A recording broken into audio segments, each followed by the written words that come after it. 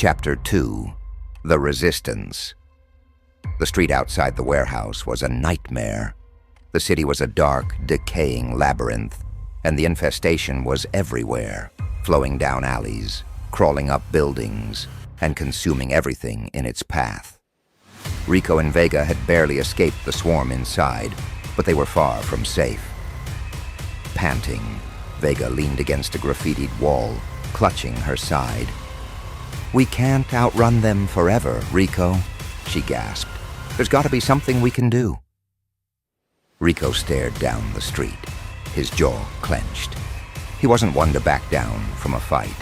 But this was different. The whole city was being swallowed alive.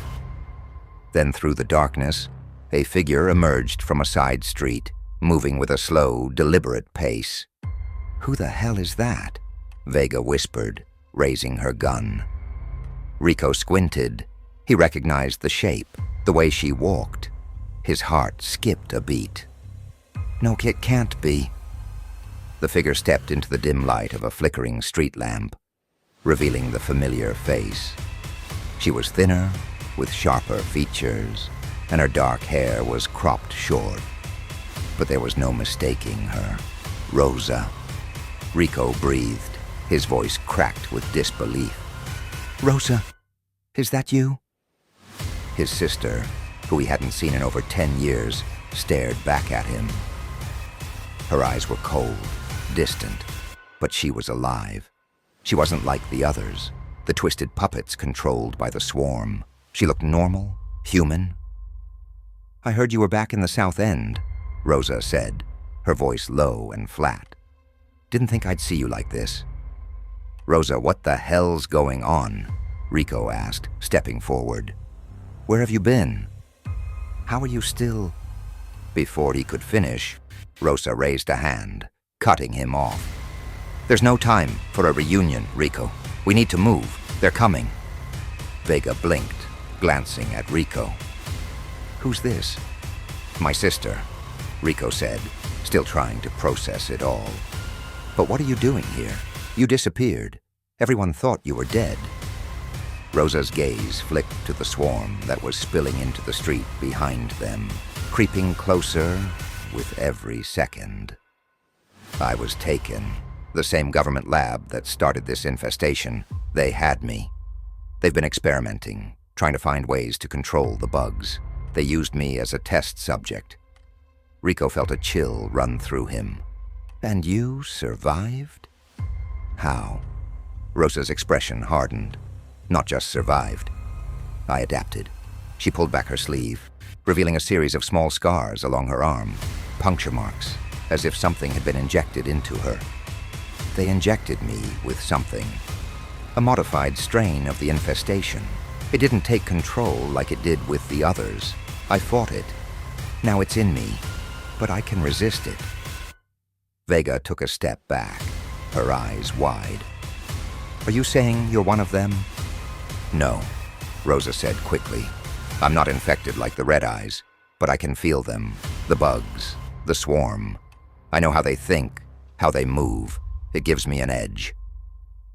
Rico was still trying to wrap his mind around everything when Vega snapped her fingers in his face. "Rico, we need to go, now."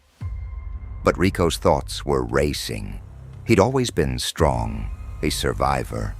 He'd led his crew through countless battles, but now it felt like the whole world was falling apart.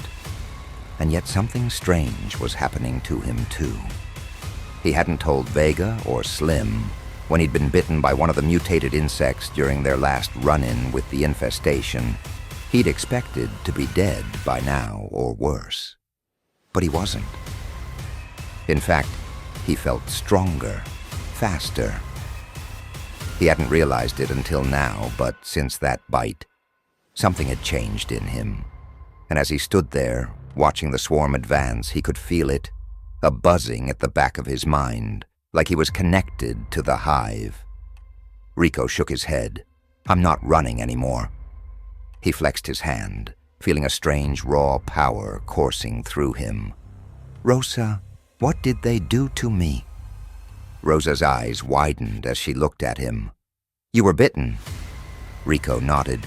Yeah, but I didn't change like the others. I feel different. Rosa cursed under her breath. That's impossible. You should have been infected, unless the bug that bit you was one of the mutated carriers. They've been evolving, adapting. Maybe you're like me, resistant, but stronger. Vega looked between them, confused and more than a little freaked out. What the hell does that mean? What do we do now? Rico took a deep breath, feeling the swarm approaching, but also feeling his own connection to it grow stronger. He could sense the bugs, like they were part of him now. He didn't fully understand it, but he wasn't afraid anymore. We fight, he said, echoing his own words from earlier. But this time, he meant it. Rosa nodded, stepping closer to him. You can control it, Rico. Use it. If you can feel the swarm, you can direct them. We might be able to turn this around. The ground beneath their feet trembled as the swarm poured into the street, a living tide of insect bodies. Rico closed his eyes, concentrating, reaching out with his mind. The buzzing filled his ears, but he didn't let it overwhelm him. Instead, he focused on the pulse of the hive, the rhythm of the swarm. And then, slowly, the bugs hesitated. Vega's eyes widened. How are you doing that? Rico opened his eyes, his expression calm but determined. I don't know, but I'm not letting this city fall. Rosa stepped up beside him, her own connection to the infestation aligning with his. Together we can stop it, but we have to find the source, the heart of the swarm. If we destroy it, we can end this. Vega shook her head in disbelief, but raised her gun, ready to follow them. Lead the way. I'm not going down without a fight. As the swarm slowed its advance, Rico, Rosa, and Vega set off down the ruined streets, heading deeper into the heart of the city, toward the source of the infestation. The battle wasn't over yet.